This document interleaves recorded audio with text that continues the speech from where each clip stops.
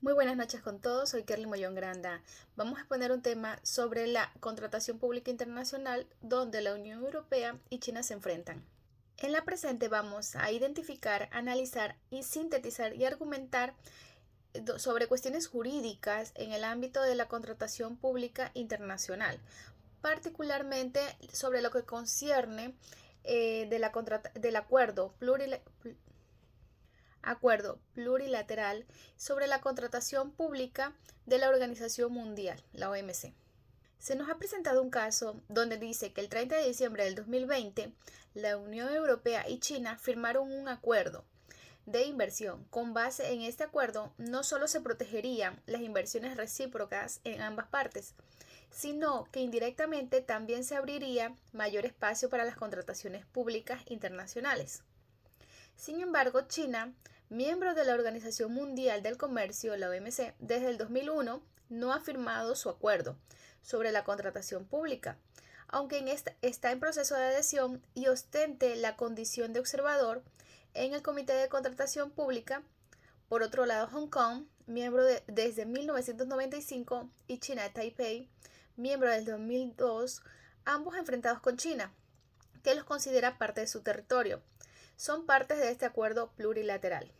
Supongamos que empresas españolas, italianas e inglesas participan en licitaciones internacionales en Hong Kong y Taipei, que es Taiwán, y reclaman con base en el principio de la nación más favorecida su extensión hacia la República Popular en China. A su vez, China rechaza abrir el mercado de licitaciones internacionales para España, Italia y Reino Unido, según las reglas establecidas por el ASP. Ante esta situación, la Comisión Europea decide presentar una reclamación ante la OMC. ¿Podría prosperar? Claro que sí podría prosperar, puesto que cuando hablamos de convenios internacionales, ellos están estableciendo normas de inversión privada y por medio de firmas, ellos dejan establecidos que abrirán más espacio para las contrataciones internacionales entre dichos países, donde se quiere estimular y atraer más inversión extranjera para el desarrollo económico de los países involucrados, habiendo beneficios que serán señalizados en el contrato que firmarán y también las cláusulas que en caso de incurrir en alguna anomalía o mala fe, se someterá a tribunales internacionales. A su vez, voy a dar contestación a 4 preguntas más que se nos ha planteado, que es: explique la correcta identificación de las partes para efecto de la aplicación del ACP. Para una correcta identificación de las partes en el contexto de la ACP, que es el Acuerdo de Contratación Pública, es crucial, primero, identificar el acuerdo, donde determinaremos si el proyecto o contrato de contratación pública estará cubierto por el Acuerdo Plurilateral sobre Contratación Pública de la OMC. 2. Donde identificaremos las partes del acuerdo. Allí se confirmará que el país o la entidad que realiza la contratación pública y el país proveedor que oferta la contratación son partes de la ACP. Tercera, donde revisaremos la información del proyecto. Si el ACP aplica, verificaremos el proyecto que se encuentre dentro de los alcances del acuerdo, tipos de contratación pública, los umbrales que puedan presentarse, etc. Y así podríamos decir que para una correcta identificación se debe identificar el acuerdo de contratación pública. Verificaremos que las partes sean partes del mismo y aseguraremos que el proyecto se encuentre dentro de los límites del acuerdo. La segunda pregunta nos dice: posibilidad de aplicación del principio de la nación más favorecida contemplada en los principales instrumentos de la OMC. Dice que el principio de la nación más favorecida, que es el NFMF, en la OMC, implica que cualquier ventaja comercial otorgada a un miembro debe ser extendida a todos los demás miembros. Esto se aplica de acuerdo a los convenios de la OMC, como el Acuerdo sobre Comercio y Mercancías, el Acuerdo sobre Servicios y el Acuerdo sobre el ADPC, que es el acuerdo sobre los aspectos de los derechos de la propiedad intelectual relacionados con el comercio, asegurando un trato de no discriminación entre los miembros.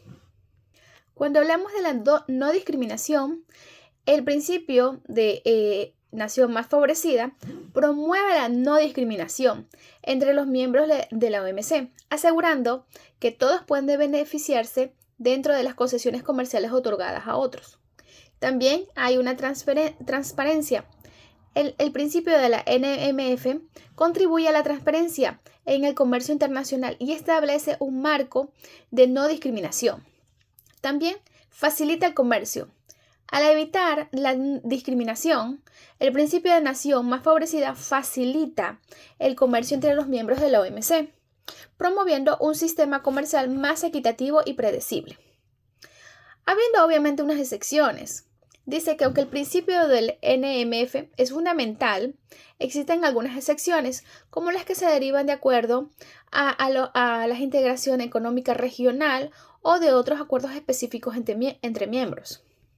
Por eso cabría señalar que el principio NMF es un pilar fundamental de la OMC, donde se garantiza un trato de no discriminación entre los miembros y promueve un sistema comercial más justo, transparente y predecible. La tercera pregunta sería, ¿posibilidad de acudir al mecanismo de solución de diferencias de la OMC?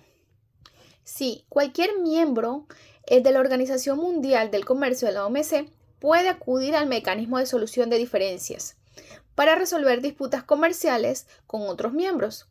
Este mecanismo funciona como tribunal comercial, permitiendo a los países plantear quejas sobre medidas comerciales que consideren discriminatorias o contrarias a los compromisos de la OMC.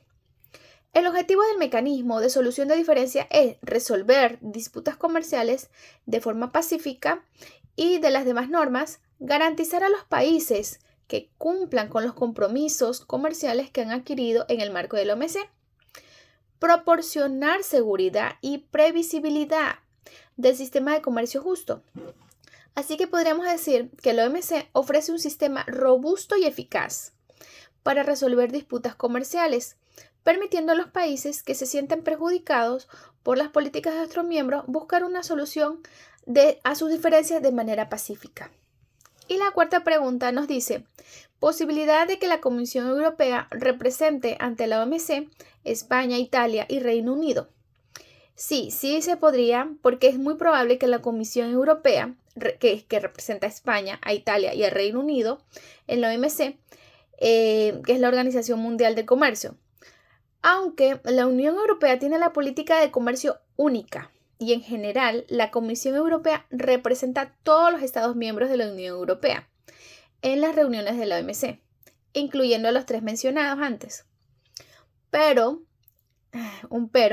dice que si bien el Reino Unido ya no forma parte de la Unión Europea, la Comisión Europea sigue siendo la principal representante de la Unión Europea en la OMC. Así que España e Italia seguirán siendo, como son miembros de la Unión Europea, por lo tanto la Comisión Europea los representará en las reuniones y negociaciones con la OMC. Gracias.